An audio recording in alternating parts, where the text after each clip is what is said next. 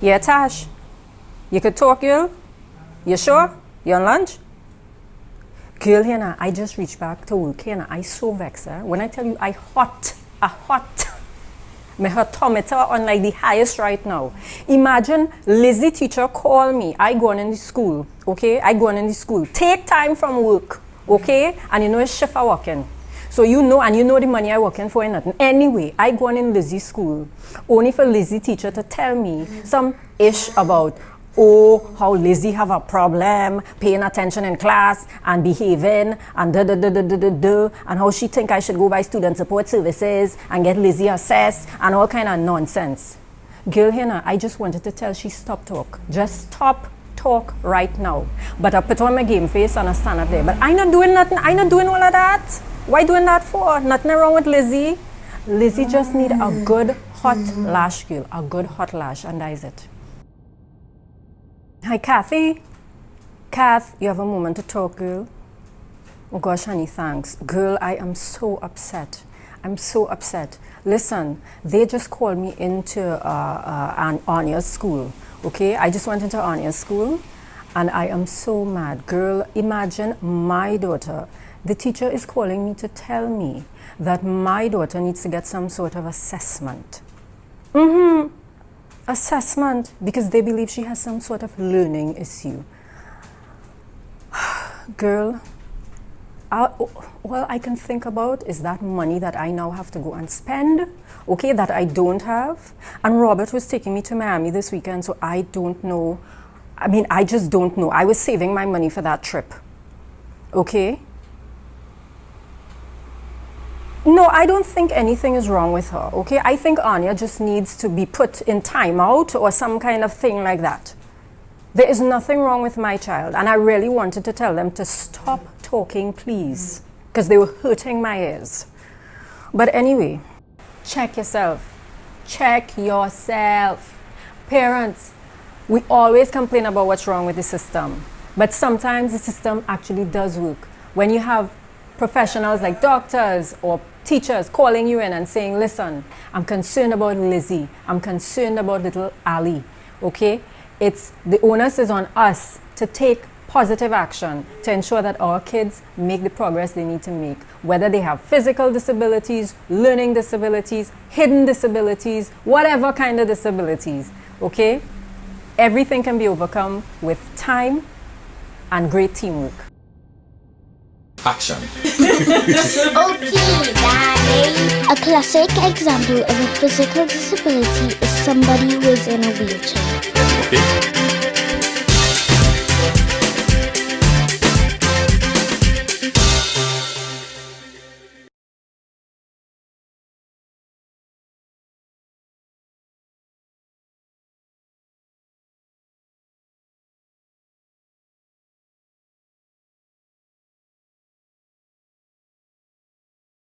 All right, Carrie, can you tell us a little bit about some of the learning disorders you encounter and whether they actually lead to behavioral disorders, to social isolation at schools? Okay, well, most of the children that come to me that are referred for special education services are referred after thorough assessments through a psychoeducational evaluation. So they often present with language disorders, whether that be receptive or expressive language disorders or learning disabilities or dyslexia, reading difficulties, math problems such as dyscalculia, dysgraphia, difficulties with writing. And when it comes to the language processing disorders, we see a lot of comprehension problems in terms of processing information, being able to express certain ideas, understand ideas, and express and present certain ideas, either orally or written, or sometimes both. All right, and how do those things affect social integration? Well, as you can imagine, what happens with a child when they're not performing at the same level as their peers, it starts to have effects on them, which are usually negative effects. And so as a result of that, what you begin to see is the child begins to experience some difficulties with their self-esteem. They realize that they're not performing at a certain level or the same level as their peers. Sometimes they are aware of it, but it's neither here nor there to them until the other children start pointing it out. You only got 3 out of 10 in your comprehension. You only got 2 out of 10 in spelling, and we had those words from last week. Or, unfortunately, the teacher starts to point it out. Now, differences are going to occur in classroom settings. It is normal for you to have children divided in thirds in a classroom where you have your top performers, your medial performers, and your low performers. That's not unusual. But when it becomes an issue is when there is a clear designation of categories and the teacher makes it very apparent. And sometimes they will even call them, oh, well, the bright ones will sit over here and the slow ones you sit over there. And they actually become known as the slow group and the fast group.